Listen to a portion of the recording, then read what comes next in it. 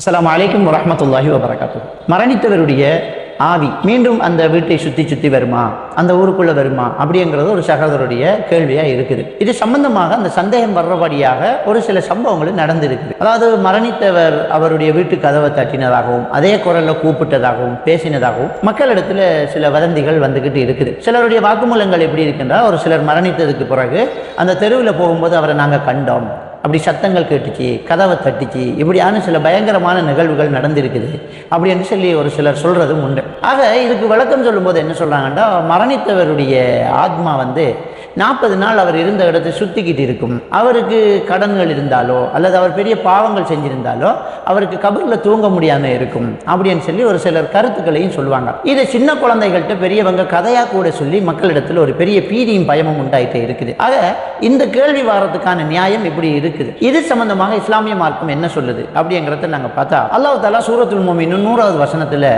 மரணித்தவர்களும் உயிரோடு இருப்பவர்களுக்கும் இடையில கியாமத்து நாள் வரை ஒரு திரை உண்டு, பைனஹுமா பர்ஸகுன் இலா யௌமி யுபஅஸூன்.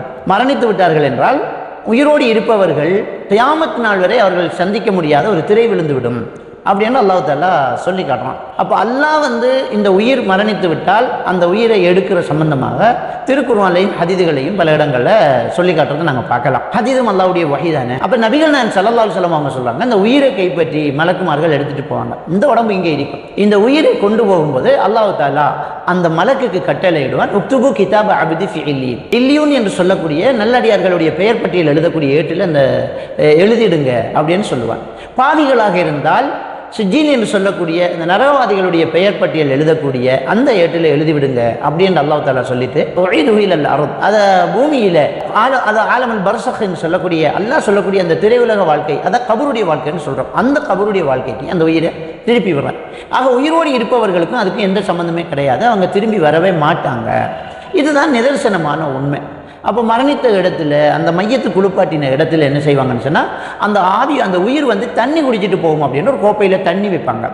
தண்ணி வைக்கும்போது அந்த மண் அப்படியே தூத்து அப்படியே துப்புரவாக்கிட்டு அந்த இடத்துல ஒரு கோப்பையில் மண் வைப்பாங்க. அந்த மண்ணு வச்சு அந்த இடத்துல குர்ஆன் ஓதுறது, சில பாத்தியாக்கள் ஓதுறது, இப்படியான பரம்பரை பழக்கங்கள் ஒரு சில கிராமங்களில் உண்டு. 3வது நாள் கத்தம் ஓதிட்டு அந்த கோப்பையை போய் பார்த்தா தண்ணி அரைவாசி குறைஞ்சிருக்கும். அப்போ அவங்க சொல்லுவாங்க, ஆத்மா உயிர் கொடுத்துட்டு தண்ணி குடிச்சிட்டு போயிடுச்சு அப்படின்னு சொல்லுவாங்க. ஆக இதெல்லாம் ஒரு மூட நம்பிக்கை. ஏன்னா அந்த கோப்பையில் தண்ணி குறைஞ்சிருக்குது, காலடி எதுவுமே இல்லைன்னா உயிர் குடிச்சிட்டு போயிருக்குது, அப்படிதான் மக்களுடைய நம்பிக்கை.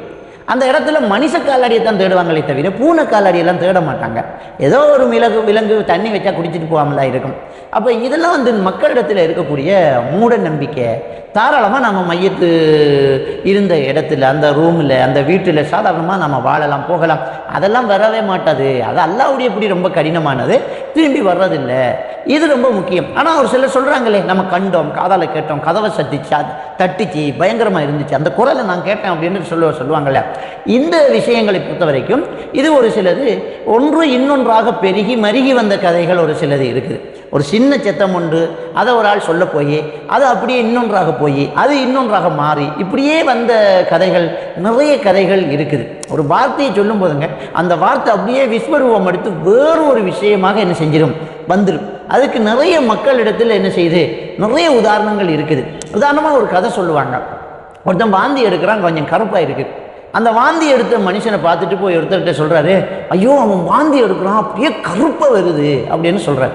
அதை கேட்டுட்டு போய் அவர் போய், மாமா வாந்தி எடுத்துறான், அப்படியே காக மாதிரி கருப்பான் அப்படின்னு அவன் போய் சொல்கிறான். அதை போய் இன்னொருத்தன் போய் சொல்லும்போது, அப்படியே காகமாக வாந்தி எடுத்தானாமே அப்படின்னு சொன்னோடனே அதை கேட்டுட்டு இன்னொரு போய் ஒரு ஆள் பயங்கரமாக அந்த ஊரில் பெரிய அதிசயம் நடக்கலாம். என்ன அதிசயம், அப்படியே வாந்தி எடுக்கிறான்னா வாய்க்குள்ளேருந்து காகம் பறந்துக்கிட்டே இருக்கிறான் அப்படின்னு. ஒரு சின்ன ஒரு விஷயம் அப்படியே மருகி வரும் பாருங்க. இப்படி ஏதோ ஒரு சத்தத்தை சொல்ல அந்த ஆளு தான் வந்தார், அதை கதவைத்தான் தட்டினார் அப்படின்னு மருகி அப்படியே விஸ்வரூபம் எடுத்து வந்த கதைகள் நிறைய இருக்குது. ஒரு சிலருக்கு அந்த சத்தம் கெட்டது இருக்குது, அது ஹலுசினேஷன் சொல்றது. மரண வீட்டில் இருக்கக்கூடிய அந்த முக்கியமான அந்த நெருங்கின உறவினர்களுக்கு அந்த ரொம்ப பெரிய ஒரு கவலை இருக்கும், அந்த இளவிறக்கம்னு சொல்லுவாங்க. அந்த இளவிறக்கத்தில் இருக்கிறவங்களுக்கு அந்த மனிதன் பேசின மாதிரி, அவர் இருமிக்கிட்டு வந்த மாதிரி, அவர் சத்தம் போட்ட மாதிரியான மாயை தோற்றங்கள் உண்டாகும். இது ஹலுசினேஷன் அப்படின்னு சொல்லுவாங்க. புலன்களின் புரள்வு. அப்படி ரொம்ப ஃபீலிங் இருக்கும்போது அவர் வந்த மாதிரியே இருக்கும். அதை நம்ம பழையவர்கள் சொல்வார்கள், அரண்டவன் கண்ணுக்கு இருண்டதெல்லாம் பேய் அப்படின்னு சொல்லுவாங்க. நம்ம ஒன்னையே எதிர்பார்த்துட்டு இருக்கும்போது அது வந்த மாதிரி இருக்கும். நம்ம போஸ்ட்மேனை எதிர்பார்த்துக்கிட்டு இருப்போம், நமக்கு முக்கியமான ஒரு லெட்டர் வரும், வீட்டு கடவுளை பெல் பண்ண மாதிரி இருக்கும். கதவை தட்டுன மாதிரி இருக்கும், சார் போஸ்ட் அப்படின்னு சொன்ன மாதிரியே இருக்கும். யார் என்ன சொன்னாலும் அப்படித்தான் நமக்கு தெரியும். அப்போ இதுதான் இன்னைக்கு இருக்கக்கூடிய நிலைமை. இதெல்லாம் ஹலுசினேஷனால ஏற்படக்கூடியது. எனவே அல்லாஹ் இப்படி சொல்கிறான் திருக்குர்ஆன்ல, மரணித்தவர்களுக்கு உங்களுக்கு இடையில கியாமத்து நாள் வரை திரை உண்டு என்றால் அவங்கெல்லாம் திரும்பி வர்றது இல்லை அப்படிங்கிறத நாங்கள் புரிஞ்சு கொள்ளணும். இன்னொன்று சொல்லுவாங்க, மரணித்தவரோட ஒரு ஜின்னு இருக்கும் இல்லையா, அந்த ஜின்னு அவர் குரலை பேசிட்டு வருது அப்படிம்பாங்க. இதெல்லாம் ஒரு கருத்து தான். அல்லாஹ் தஆலா ஒவ்வொரு மனிதனுடைய ஒரு ஜின்னை மலக்கையும் வச்சு படைச்சிருக்காங்க. அந்த ஹதீஸில் இருக்குது. அந்த ஜின்னு அவர் குரலையெல்லாம் அழிஞ்சு தெரியுங்கிறது எந்த ஹதீஸிலையும் ஆதாரத்திலையும் இல்லை. அது நிரூபிக்கப்படாத ஒரு உண்மை அப்படிங்கிறத நாங்கள் என்ன செய்யணும், தெளிவாக புரிஞ்சு கொள்ளணும். இந்த பீதி பயத்திலிருந்து நாங்கள் விடுதலை அடையணும். அல்லாஹ் தஆலா நம் அனைவரையும் புரிந்து கொள்வாங்க.